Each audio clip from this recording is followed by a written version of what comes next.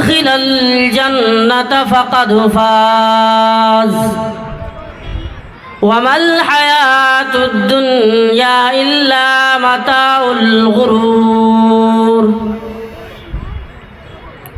معزز صدر محترم، میرے سامنے بیٹھے ہوئے سامعین، نوجوان ساتھیوں، پیارے بچوں، پردے کے اندر میری ماں بہنوں،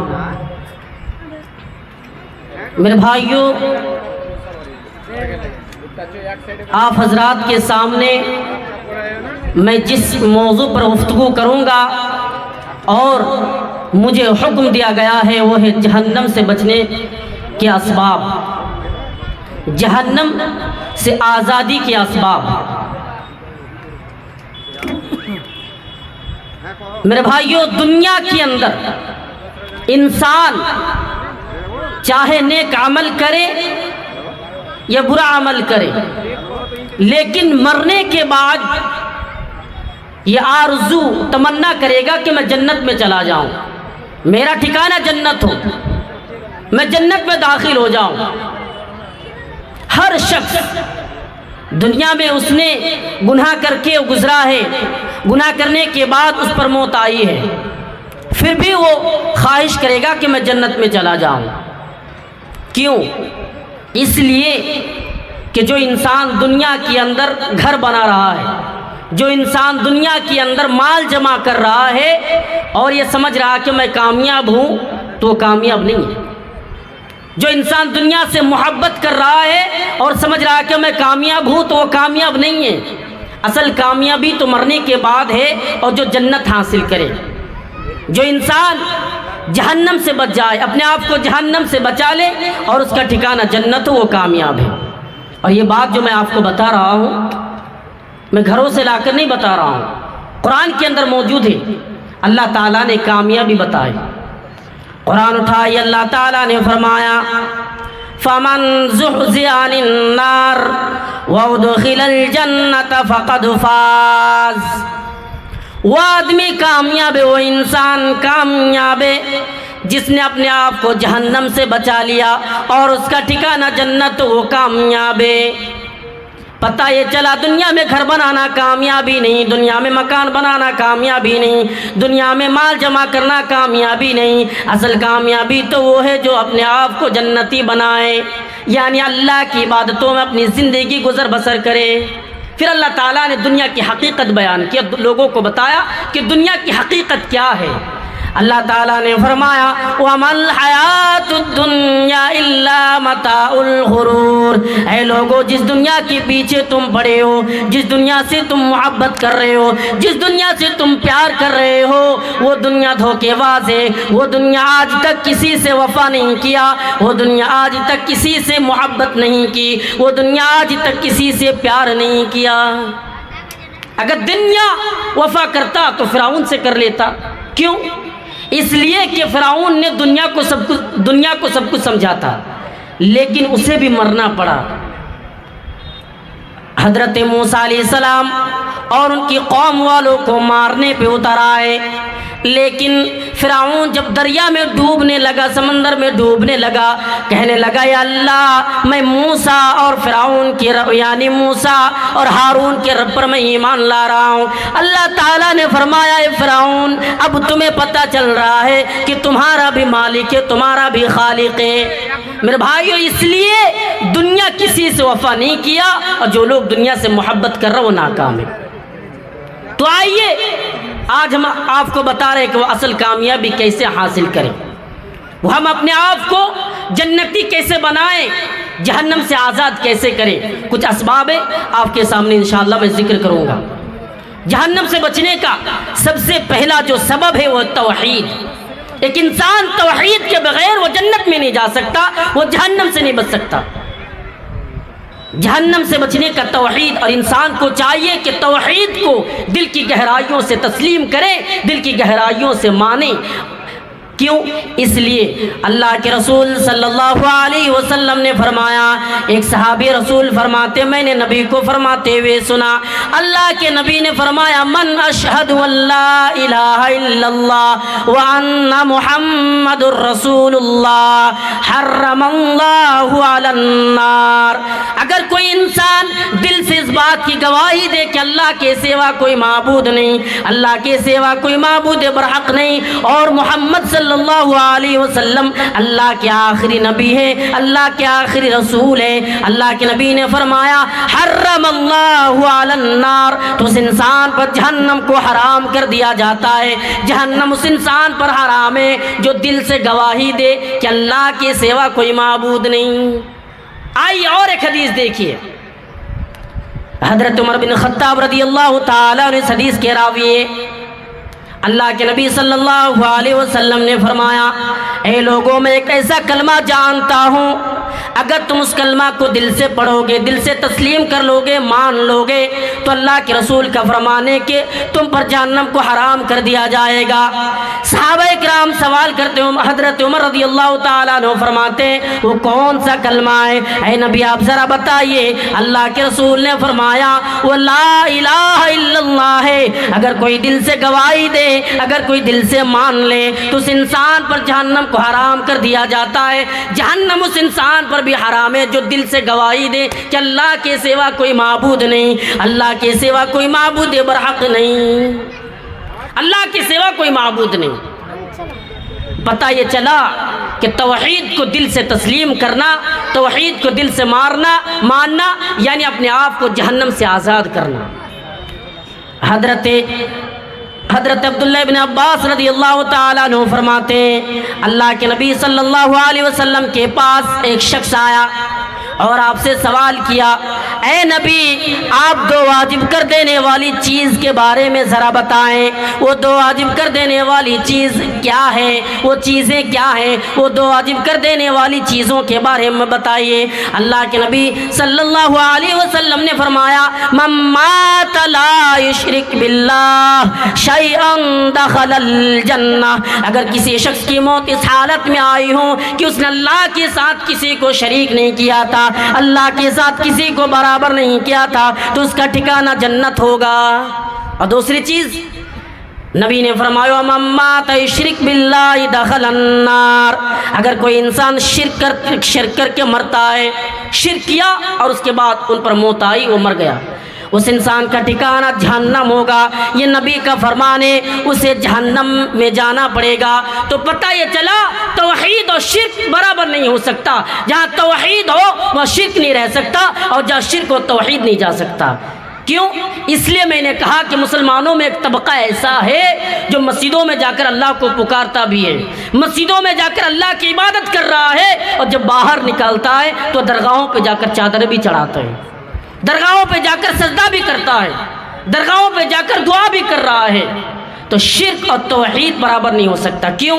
اللہ ایک ہے، اللہ اس ذات کے ساتھ کوئی شریک نہیں، کوئی برابر نہیں۔ قرآن اٹھائیے، اللہ تعالیٰ نے فرمایا قل هو اللہ احد، اے نبی کہہ دو اللہ ایک ہے، اللہ الصمد، اللہ بے نیاز ہے۔ آپ کو ایک منتر میں سنانا چاہتا ہوں، آپ اس منتر پر غور کیجئے اور دیکھیے کہ ہندو مذہب کی کتابوں کے اندر بھی اس بات کی گواہی ہے کہ اللہ کے ساتھ کوئی شریک نہیں۔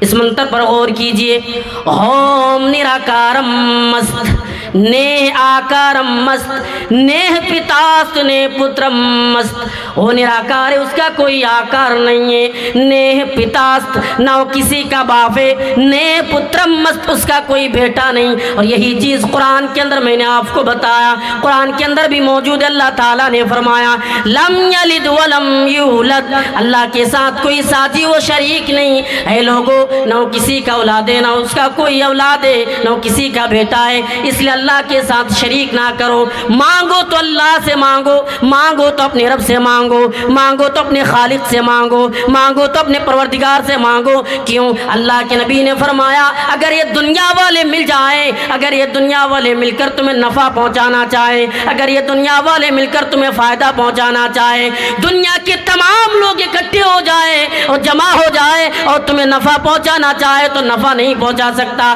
ہاں اتنی طاقت اس کے اندر نہیں ہے کہ وہ نفع پہنچا کر دکھائے. اگر یہ دنیا والے مل کر تمہیں نقصان بھی پہنچانا چاہے تو نقصان بھی نہیں پہنچا سکتا. اتنی طاقت دنیا والوں کے اندر نہیں ہے کہ وہ نقصان پہنچائے.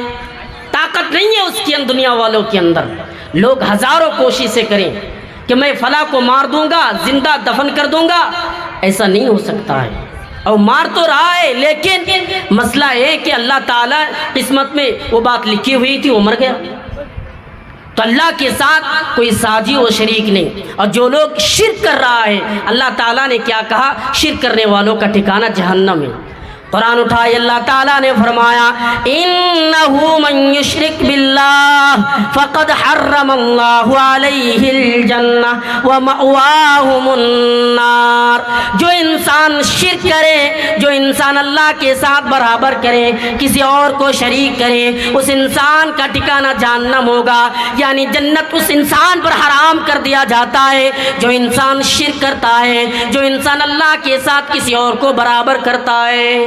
تو شرک کرنے والوں کا ٹھکانہ جہنم ہے. تو توحید کو دل کی گہرائیوں سے ہمیں تسلیم کرنا ہوگا, ماننا ہوگا. توحید کے بغیر کوئی جہنم سے نہیں بچ سکتا. جہنم سے بچنے کا دوسرا سبب اخلاص. لوگوں اپنے اندر اخلاص پیدا کرو. اخلاص کے بغیر کوئی کامیاب نہیں ہے. اگر انسان کے اندر اخلاص نہ ہو تو وہ ناکام ہے, وہ برباد ہے. اخلاص ضروری ہے. اچھا, اخلاص کا معنی کیا ہے؟ یعنی خالصتاً اللہ کی عبادت اللہ کی رضا کے لیے ہو, مالک کی عبادت مالک کی رضا کے لیے ہو. یعنی اللہ کی عبادت اللہ کی رضا کے لیے ہو. ہم وہ عبادت دکھاوے کے لیے نہ کریں. ہمیں سوچ رہے ہیں کہ نماز پڑھ رہا ہوں, کیا ہوگا نہیں ہوگا, ایسی بات نہیں ہے. یعنی ہم جو عبادتیں کر رہے ہیں وہ عبادتوں کس کے لیے ہو؟ اللہ کے لیے, خالق کے لیے, مالک کے لیے ہو. وہ عبادت میں کسی کو شریک نہ کرے اور دکھاوے کے لیے عمل نہ کرے. وہ انسان کامیاب ہوگا, وہ انسان کامیاب ہے جو انسان اللہ کی عبادت اللہ کی رضا کے لیے کر رہا ہے. لیکن جو انسان دکھاوے کے لیے عمل کر رہا ہے وہ ناکام ہے. اس انسان کا ٹھکانہ جہنم ہے.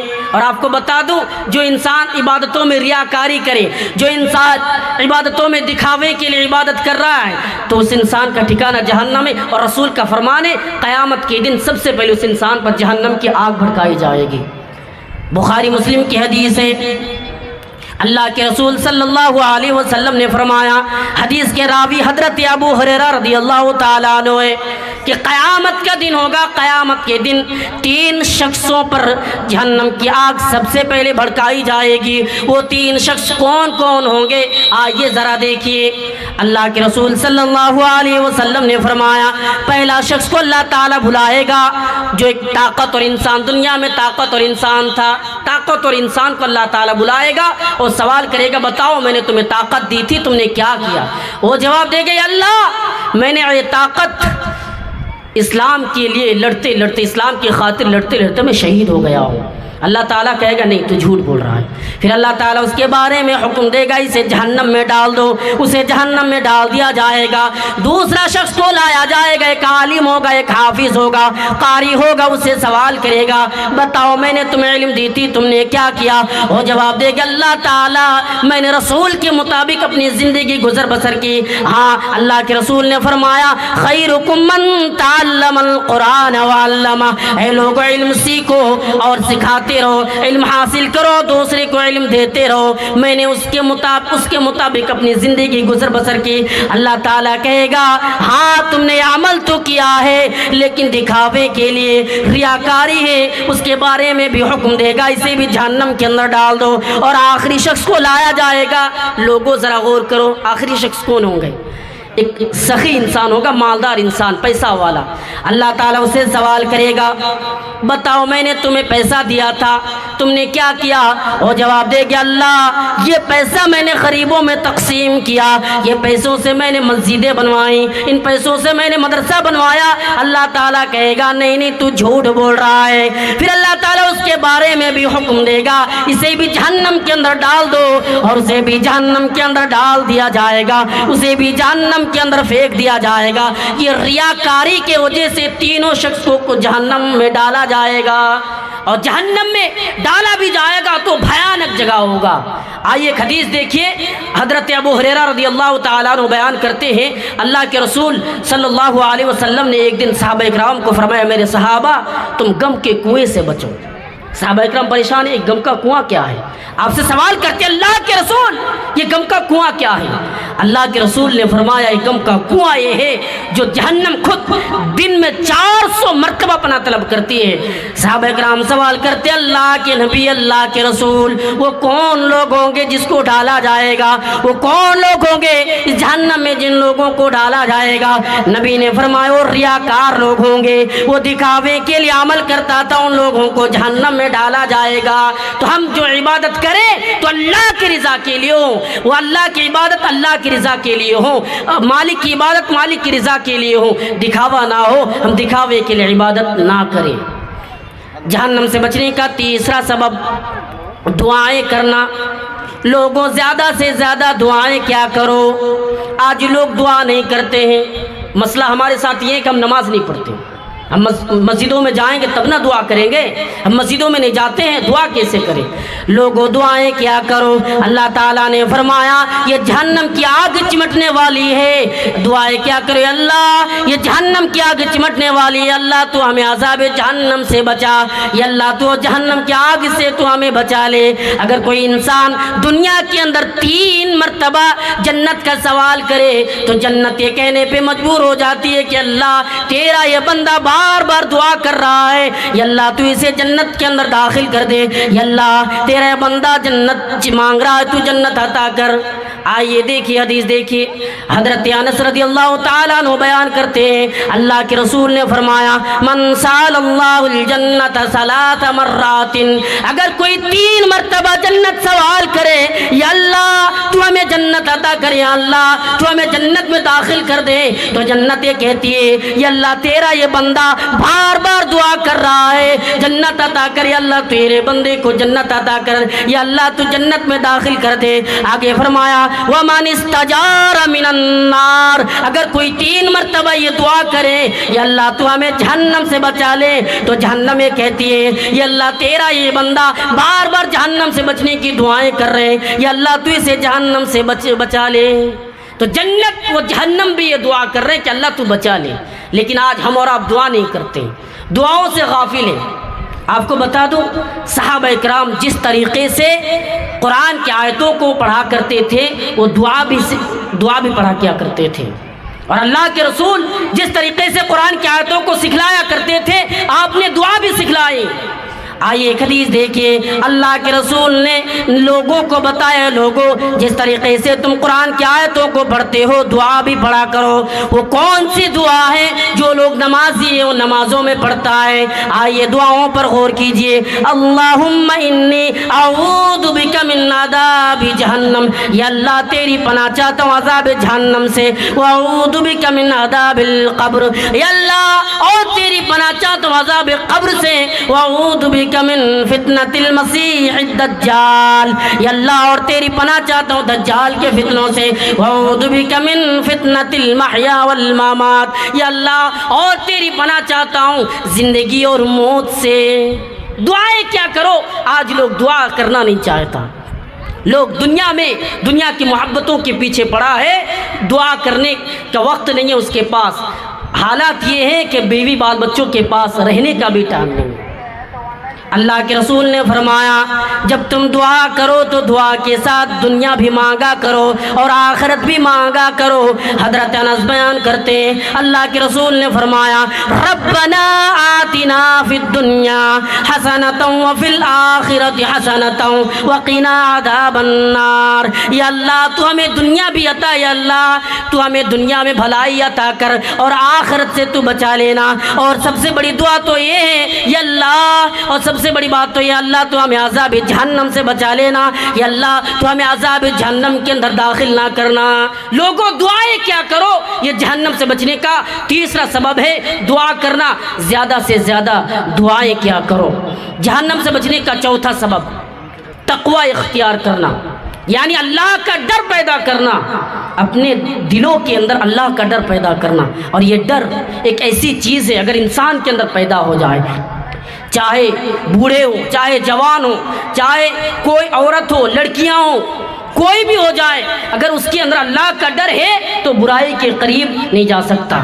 ایک نوجوان بند کمرے کے اندر ہے، اس کو کوئی دیکھ نہیں رہا ہے، لیکن اللہ کا ڈر ہے تو وہ برائی نہیں کر سکتا، وہ کسی لڑکی کے ساتھ بات نہیں کر سکتا۔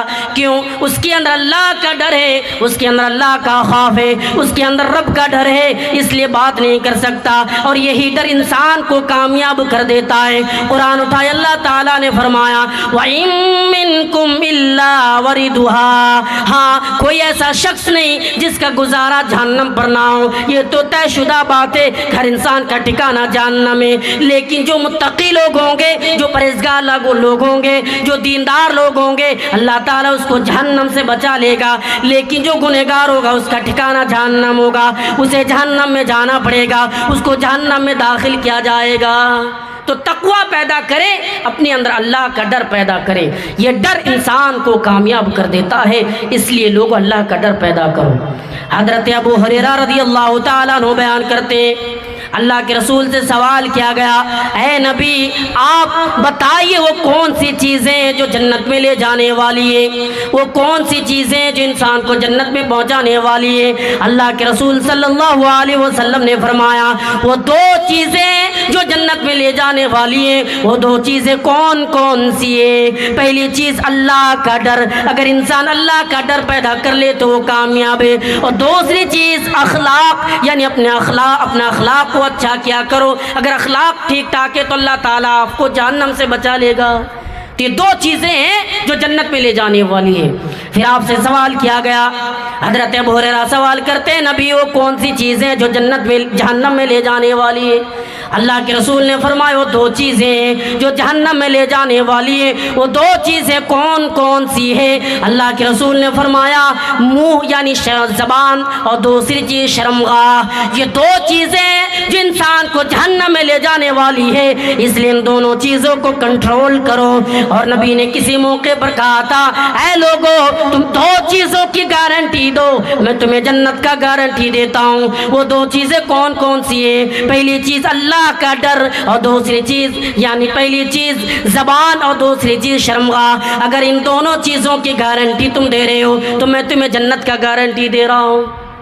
یہ دو چیزیں جہنم میں لے جانے والی ہیں۔ انسان منہ سے گالی بھی دیتا ہے، انسان منہ سے جھوٹ بھی بولتا ہے، لیکن فرق نہیں پڑتا۔ اور جہاں تک کہ شرمگاہ کا معاملہ ہے تو شرمگاہ کے بارے میں اللہ تعالیٰ نے فرمایا والذین هم لفروجهم حافظون، اے لوگوں اپنی شرمگاہوں کی حفاظت کرو۔ آگے فرمایا ہاں بیوی اور لونڈیوں کے پاس جانے میں کوئی ملامت نہیں، لیکن اس کے علاوہ اگر کوئی دوسرا راستہ تلاش کر رہا ہے، ڈھونڈ رہا ہے، تو وہ گناہگار ہوگا، وہ پاپی ہوگا، اسے جہنم میں جانا پڑے گا، وہ انسان جہنمی ہوگا جس کے علاوہ دوسرا راستہ تلاش کر رہا ہے، اس کے علاوہ دوسرا راستہ ڈھونڈ رہا ہے، وہ انسان گناہگار ہے، وہ انسان پاپی ہے، اسے جہنم میں جانا پڑے گا۔ تو اس لیے جہنم کو شہوت سے ڈھانپا گیا اور جنت کو ان چیزوں سے ڈھانپا گیا جو یعنی طبعی طور سے انسان پسند نہیں کرتا۔ انسان نماز پڑھنا نہیں چاہتا، انسان قرآن کی تلاوت کرنا نہیں چاہتا، دینی محفلوں میں بیٹھنا نہیں چاہتا، مجلسوں میں جلسوں میں آنا نہیں چاہتا۔ وہ آتے ہیں بازاروں شیئر کرتے ہیں اور پھر چلے جاتے ہیں، گھومتے ہیں اور ٹہلتے ہیں پھر چلے جاتے ہیں۔ اس لیے کیا کرنا ہے؟ ان چیزوں کی طرف دوڑے جو عبادتیں ہیں، اللہ کی عبادتیں کرے، رب کو راضی کرنے کی کوشش کرے۔ تقویٰ کا تقاضا ہے کہ انسان اللہ سے ڈرے، انسان اللہ کا خوف پیدا کرے، انسان رب کا ڈر پیدا کرے۔ جہنم سے بچنے کا پانچواں سبب، جہنم سے بچنے کا جو پانچواں سبب ہے روزے رکھنا۔ جب ہمارے پاس رمضان کا مہینہ آئے تو روزے رکھے۔ بہت سارے لوگ کیا کرتے ہیں، ارے رمضان کا مہینہ آیا چلو بھائی وہ ایسے ہی گزار دیتے ہیں، جس طریقے سے عام دنوں میں ابھی گزر رہا اس طریقے سے گزار دیتے ہیں۔ لیکن جہنم سے بچنے کا یہ بھی ایک ذریعہ ہے، کیوں اللہ کے نبی نے فرمایا جب رمضان کا مہینہ قریب آتا ہے تو جہنم یعنی جہنم کو بند کر دیا جاتا ہے، شیطانوں کو قید کر دیا جاتا ہے اور جنت کے دروازوں کو کھول دیا جاتا ہے۔ آپ کو بتا دوں اگر کوئی انسان رمضان کے مہینے میں روزے رکھے، ہاں روزے اس نے روزہ رکھا تو روزے کے بدولت یعنی یہ روزہ قیامت کے دن ڈھال بنے گا۔ اللہ کے رسول نے فرمایا ڈھال بنے گا۔ صحابہ کرام سوال کرتے نبی آپ بتائیے وہ کس طریقے سے ڈھال بنے گا؟ اللہ کے نبی نے فرمایا جس طریقے سے تم جنگ میں جاتی ہو اور کافروں کے وار سے دشمنوں کے وار سے بچنے کے لیے تم ڈھال لیتے ہو، اسی طریقے سے یہ رمضان یعنی یہ روزہ بھی ڈھال بنے گا۔ اور آپ کو بتا دوں اللہ کو راضی کرنے کے لیے، مالک کو راضی کرنے کے لیے آپ نے صرف ایک روزہ رکھا، صرف 14-15 گھنٹے بھوکا پیاسا رہنا۔ میں فضیلت بتا رہا ہوں، آپ یہ نہ سمجھیں کہ رمضان کا مہینہ آئے صرف ایک ہی روزہ رکھ کے چھوڑ دیں۔ میں فضیلت بیان کر رہا ہوں، ایک روزہ رکھے، ایک روزہ صرف اللہ کو راضی کرنے کے لیے ایک روزہ رکھے۔ اللہ کے نبی نے فرمایا اس انسان اور جہنم کے درمیان ایک خندق بنا دیتی ہے، اور وہ خندق اتنی لمبائی ہوتی ہے، اتنی لمبائی ہوتی ہے جتنے آسمان اور زمین کے درمیان فاصلہ ہے۔ اس لیے جب رمضان کا مہینہ قریب آئے، جب رمضان کا مہینہ پاس آئے، اس رمضان کے مہینے میں روزے رکھے۔ لوگوں رمضان کے مہینے میں روزے رکھا کرو، رمضان کے مہینے میں اپنے اہل و عیال کو، اپنے گھر کے لوگوں کو، اپنے پڑوسیوں کو حکم دے کہ وہ بھی روزہ رکھے۔ جو لوگ شراب کا عادی ہیں، جو لوگ روزے سے دور ہیں، وہ لوگ بھی روزہ رکھا کریں۔ جہنم سے بچنے کا چھٹا سبب یعنی 40 دن تک مسلسل نماز ادا کرنا، یعنی وہ نماز جس میں تکبیر بھی فوت نہ ہو۔ اگر کوئی انسان مسلسل 40 دنوں تک نماز ادا کرتا ہے تو اللہ تعالیٰ کا اللہ کے رسول کا فرمان ہے اس انسان پر جہنم کو حرام کر دیا جاتا ہے، وہ انسان جہنم میں نہیں جا سکتا۔ یعنی مسلسل 40 دنوں تک نماز ادا کرنا ہے، اور اس عشرے میں کل 200 نمازیں ہوتی ہے، اور یہ سودا کوئی مہنگا نہیں ہے۔ اس لیے لوگوں نمازیں پڑھا کرو، جب ہم نمازیں پڑھو یقیناً ہم اور آپ کامیاب ہو جائیں گے۔ اگر ہماری زندگی میں نماز ہے تب نماز نہیں ہے۔ جہنم سے بچنے کا 7واں سبب فجر اور عصر کی نمازوں کو ہمیشہ پابندی کے ساتھ ادا کرنا۔ ویسے تو ہر نماز فرض ہے، انسان کو نماز ادا کرنا چاہیے، چاہے وہ ظہر کی نماز ہو چاہے عشاء کی نماز ہو، لیکن یہ جو 2 نمازیں ہیں ان دونوں نمازوں کی فضیلت کچھ الگ ہے۔ اللہ کے رسول نے فرمایا اگر کوئی انسان 2 ٹھنڈی نمازیں ادا کرے، یعنی طلوع آفتاب سے پہلے یعنی فجر کی نماز اور غروب آفتاب سے پہلے یعنی عصر کی نماز، اگر کوئی انسان ان دونوں نمازوں کو پڑھتا ہے تو ان نمازوں کے بدولت اللہ تعالیٰ اس انسان پر جہنم کو حرام کر دے گا۔ جہنم اس انسان پر حرام ہے جو ان دونوں نمازوں کو پڑھتا ہے۔ اس لیے لوگوں نمازیں پڑھا کرو، نماز ادا کیا کرو۔ اور عصر کی نمازوں فجر کی نمازوں کی فضیلت بتاؤ۔ السلام علیکم ورحمۃ اللہ۔ معذرات کے ساتھ یہ چونکہ ہمارا جلسہ آج کل جلسہ کی شکلیں کچھ بدل گئی ہے، اس وجہ سے علماء کرام کو روک کر کے کچھ اعلانات کرنا پڑ جاتا ہے، اس کے لیے میں علماء کرام سے معذرت خواہ ہوں۔ یہ جو گاڑیاں چاہے بائک کی شکل میں ہو یا 4 ویلر کی شکل میں ہو یا پھر سائیکل کی شکل میں ہو، جو بھی سواری لے کر کے آتے ہیں، جو اسٹینڈ سے باہر لگاتے ہیں، دھیان سے سنیے گا، سائیکل یا موٹر سائیکل جو اسٹینڈ سے باہر لگاتے ہیں آپ خود اس کے ذمہ دار ہیں، اور خصوصی طور پر اگر آپ نے راستے میں پارکنگ کیا اور گاڑی لگائی تو گاڑی آپ کی ہو سکتا ہے کہ وہاں سے اٹھا کر کے دوسری جگہ رکھ دے اور پھر آپ اس گاڑی کے پیچھے گاڑی ڈھونڈتے رہ جائیں۔ اس لیے तमाम लोगों से, आने वालों से, बाहर से आने वाले लोगों से गुजारिश है कि गाड़ियों के लिए अच्छा खासा इंतज़ाम और लोगों को वहाँ मुतय्यन किया गया है, आप उनका सहारा लें और गाड़ी स्टैंड में जाकर के लगाएं। ये आपके लिए, हमारे लिए, सबके लिए बेहतर होगा। इस पर तवज्जो देंगे और इस बात पर अमल करने की कोशिश करेंगे। अस्सलामु अलैकुम। अगर कोई इंसान सोने से पहले इशा की नमाज जमात के साथ अदा करता है और फिर सो जाता है तो अल्लाह के रसूल ने फरमाया उस इंसान को आधी रात की क़याम के बराबर फजीलत अता की जाती है, सवाब अता किया जाता है। लेकिन वही इंसान अगर सो जाए और सोने के बाद उठता है और रात में उठने के बाद वज़ू बना रहा है, वज़ू बनाने के बाद वो फिर फजर की नमाज जमात के साथ अदा करे तो नबी का फरमान है उस इंसान को पूरी रात के सवाब, पूरी रात के क़याम के बराबर सवाब अता किया जाता है। ये फजर की नमाज की फजीलत है। और जहाँ तक कि असर का मामला है तो अल्लाह ताला ने कुरान के अंदर फरमाया, अल्लाह ताला फरमाता है हाफिज़ू अलस सलावाति वस सलातिल वुस्ता वक़ूमू लिल्लाहि क़ानितीन। अल्लाह ताला ने सबसे पहले कहा ऐ लोगों नमाज़ें पढ़ा करो। अल्लाह ताला ने सबसे पहले ये नहीं कहा कि तुम असर की नमाज अदा करो, सबसे पहले अल्लाह ने कहा तुम नमाज़ें अदा करो, पाँचों टाइम की नमाज़ें पढ़ा करो। उसके बाद फरमाया ख़ास करके जो दरमियान वाली नमाज है उन नमाज़ों को पाबंदी के साथ अदा करो। नमाज़ें अदा क्या करें, नमाज पढ़ने की कोशिश करें। आज लोग मस्जिदों से दूर हैं, मस्जिदें बना लें लेकिन फ़र्क नहीं पड़ता। इसलिए इंसानों नमाज़ें पढ़ा करो। और देखिए नमाज़ों से किस तरीके से जवान भाग रहा है। जब अजान होती है मस्जिदों में पुकारा जाता है हय्या अलस सलाह हय्या अलल फलाह, ऐ लोगों नमाज़ें कायम किया करो, ऐ लोगों आओ कामयाबी की तरफ। तो फिर वो लोग भाग जाते हैं। कहाँ? वो मोबाइलों के पीछे दौड़ता है, वो लड़कियों के चक्करों में दौड़ रहा है, वो मस्जिदों में आना नहीं चाहता। लोगों नमाज़ें पढ़ा करो, लोगों नमाज़ें कायम किया करो। और ख़ास करके इन दोनों नमाज़ों को हमेशा हमेशा अदा करें। नंबर 8, जहन्नम से बचने का 8वां सबब यानी ज़ोहर से पहले 4 रिकात और ज़ोहर के बाद 4 रिकात यानी कुल 8 रिकात नमाज़ों को हमेशा अदा करना। अल्लाह के रसूल ने फरमाया अगर कोई इंसान इन 8 रिकात नमाज़ों को हमेशा अदा करता है तो अल्लाह ताला उस इंसान पर जहन्नम को हराम कर देता है। आइए हदीस देखिए। हदीस के रावी हज़रत उम्मे हबीबा रज़ियल्लाहु ताला अन्हा बयान करती है अल्लाह के रसूल ने फरमाया अगर कोई इंसान यानी ज़ोहर से पहले 4 रिकात और ज़ोहर के बाद 4 रिकात यानी कुल 8 रिकात नमाज़ों को पढ़ता है तो अल्लाह ताला उस इंसान पर जहन्नम को हराम कर देता है। हर दिन पढ़ना पड़ेगा।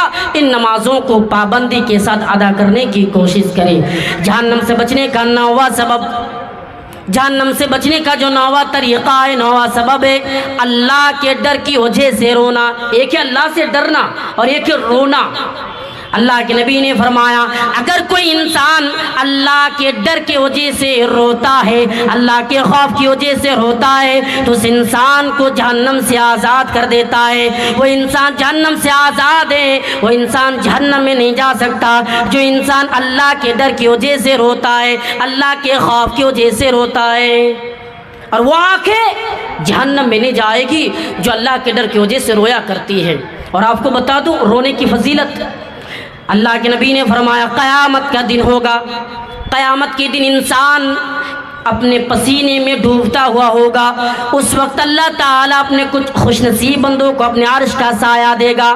अल्लाह के नबी ने फरमाया सबातुन यज़िल्लुहुमुल्लाहु फ़ी ज़िल्लिही, यानी वो 7 तरीक़े के लोग होंगे जिसको अल्लाह ताला अपने अर्श का साया देगा और उनमें से एक इंसान ये भी होगा। अल्लाह के नबी ने फरमाया वरजुलुन ज़करल्लाहु ख़ालियन फ़फ़ाज़त ऐना, जो अल्लाह के डर की वजह से रोता है, अल्लाह के खौफ की वजह से रोते हैं, उस इंसान को भी अल्लाह ताला अपने अर्श का साया अता करेगा।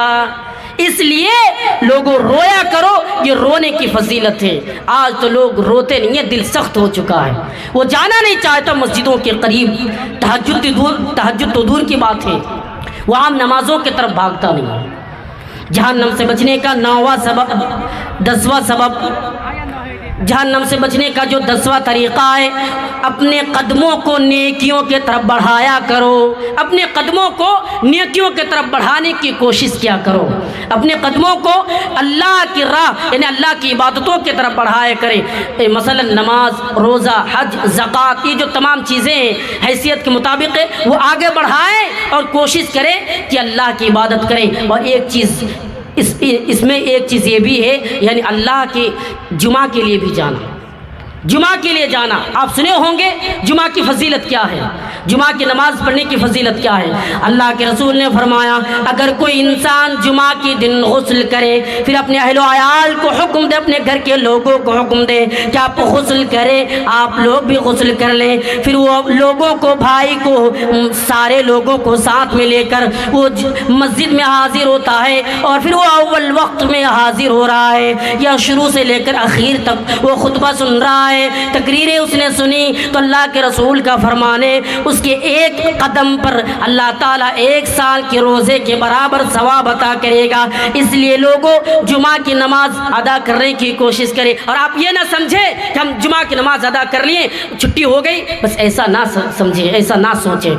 जहन्नम से बचने का 11वां सबब, बेटे की परवरिश और तरबियत करना। बेटे की परवरिश और तरबियत करना ये बहुत भयानक चीज़ है। बता दूं, आज हमारे समाज में बेटियों को कत्ल किया जा रहा है, बेटियों को मारा जा रहा है। क्यों? इसलिए खिला पिलाने के डर की वजह से आज बेटियों को कत्ल किया जा रहा है, खिलाने के डर से, पिलाने के डर से। अल्लाह ताला ने क्या कहा, अरे बेटी देने वाला मैं हूँ, खिलाने वाला मैं हूँ, तुम कौन होते हो बेटे को कत्ल करने वाला। आज वो ज़माना हमारे पास है।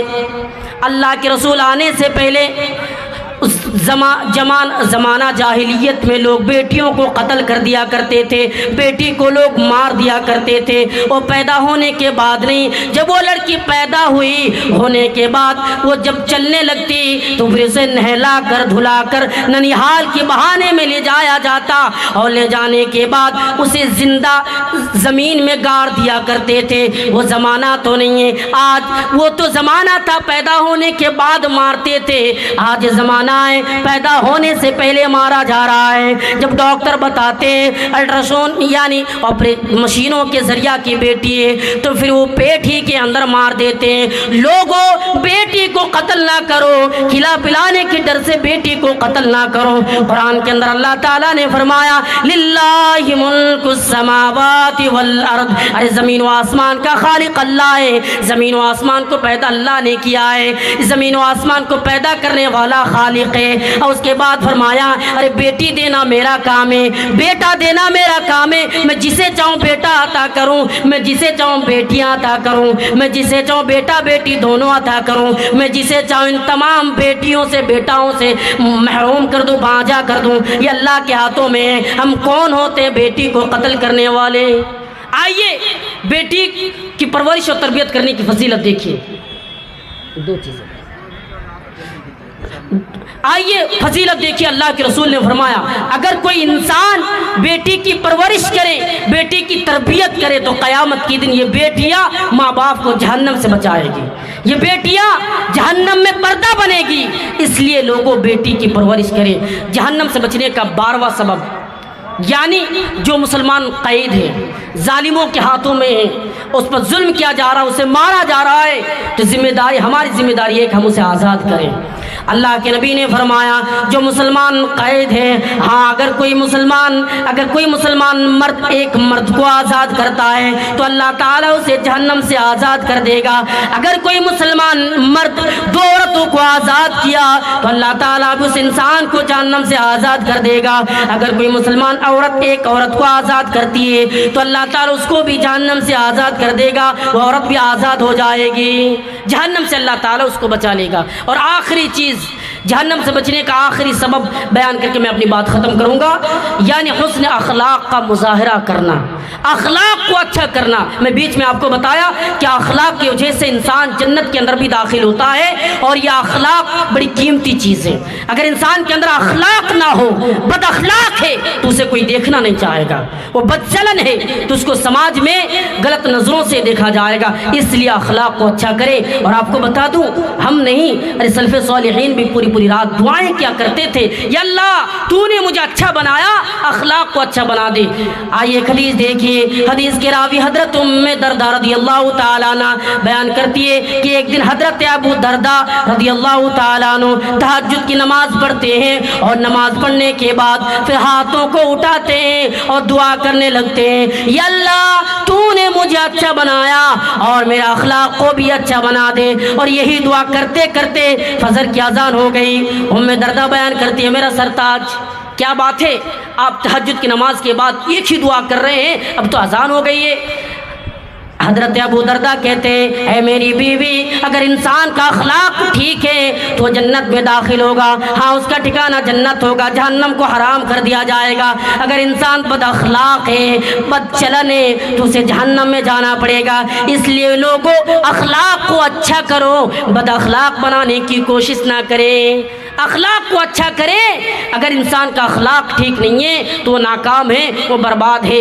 یہ چند چیزیں تھی میں نے آپ کے سامنے ذکر کیا. آپ لوگوں سے گزارش ہے ان پر عمل کرنے کی کوشش کریں. آخر میں اللہ تعالیٰ سے دعا ہے ہم تمام لوگوں کو جہنم سے بچنے کے ان اسبابوں پر عمل کرنے کی توفیق عطا فرمائے. آمین. وآخر دعوانا الحمدللہ رب العالمین. السلام علیکم ورحمۃ اللہ وبرکاتہ.